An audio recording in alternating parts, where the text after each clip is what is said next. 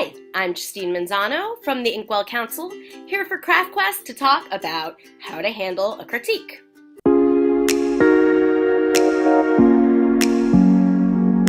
Now, first of all, I want to say that having worked as an editor for the Inkwell Council and having also worked as an editor outside of it, getting critiques myself as a writer, I know that critiques are the most difficult part of the writing process. So we're handing off something that we poured months, sometimes years of our lives into, giving it to someone else, and waiting for them to tell you everything that's wrong with it. Most people who give good critiques will tell you good things about it as well. However, a lot of times, even the good things don't help the harsh truth of what can come out of an edit. We struggle to process the things that we're told when we get an edit. And here is my 4-step rule to how to deal with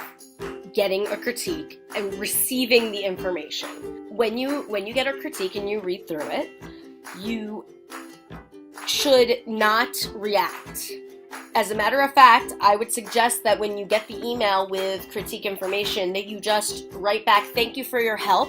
I will read through this soon and contact you if I have any questions," and then not read it for a minute. What you want to do, step 1, would be to thank them and to not deal with the edit in a public place. You want to take the time to not be crying in your car, not freaking out at work. Take the time to read it when you are alone in your house, and you can take the time to process it however you need.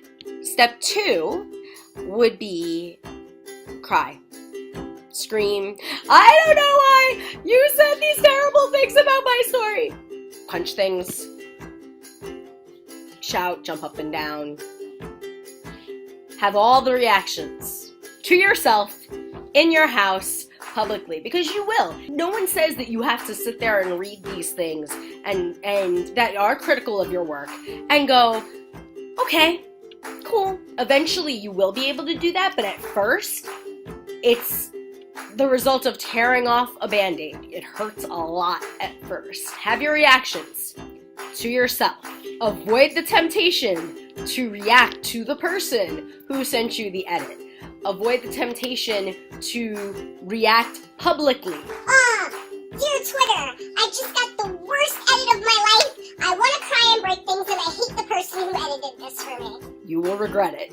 You may feel good at that moment, but you will regret it, because if the edit is in any way helpful, and if the editor is worth their salt, it will be. You are alienating people. And you are showing the publishing world, in which agents and publishers will give you critiques on your work, and you'll get reviewers down the line who will do the same. You're showing them that you can't handle an edit. That will make people stay really far away from you in this industry. So, mouth off all you want in the privacy of your own home, and when you are in public, conduct yourself well.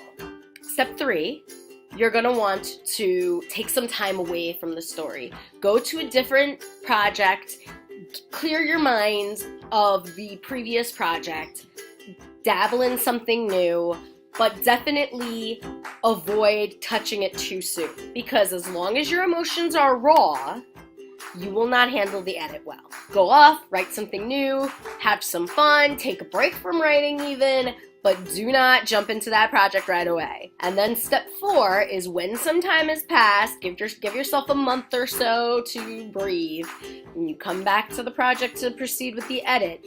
Remember that most editors are not trying to harm you. So don't freak out. Don't look for people saying mean things about you, and just read what they have to say. Implement it when you can.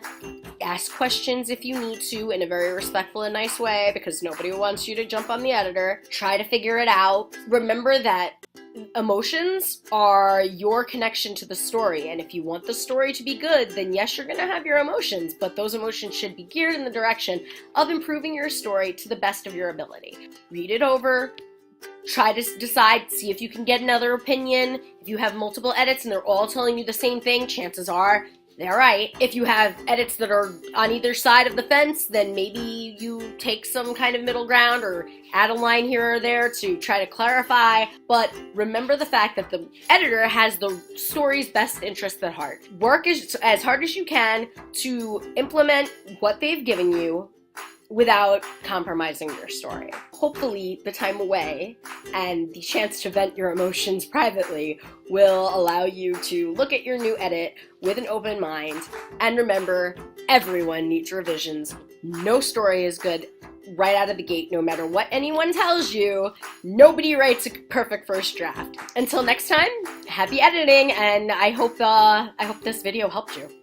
Signing off for Inkwell Council and Craft Quest.